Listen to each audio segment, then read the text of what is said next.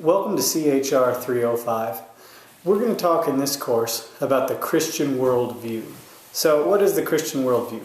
Well, the Christian worldview is the lens through which you see the world. Really, that's what a worldview in general is. It's like a pair of glasses that you put on that affects the way that you see everything in the world. It affects how you think, it affects your morality, it affects everything.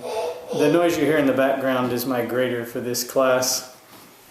Here, this is Mallory, and she's my assistant, but she needs to go over here for now. Okay, so she's two. I have three kids. I have a 4-year-old daughter, a 2-year-old daughter, and a 3-month-old son, and they're helping me make this video.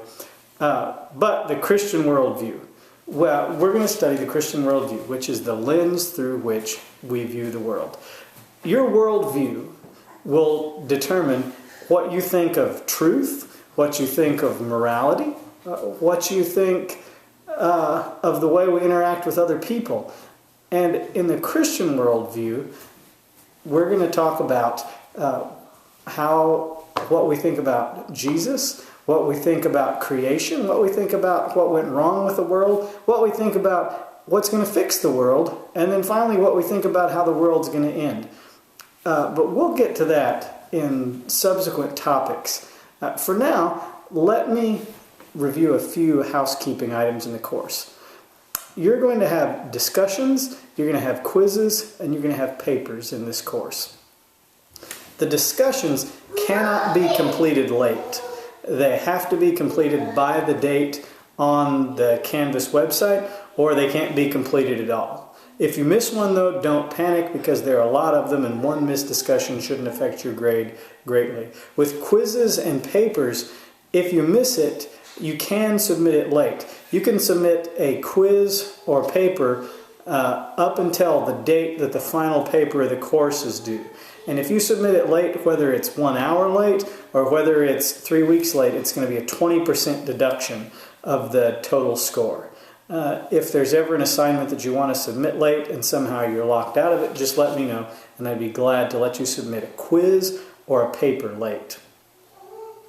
You're also going to have a group project. You're going to work on that in stages as you go. And all this is on the syllabus for you to read. One more note about discussion. When you're required to respond to a classmate's discussion post, just saying, "good post, I agree," is not enough.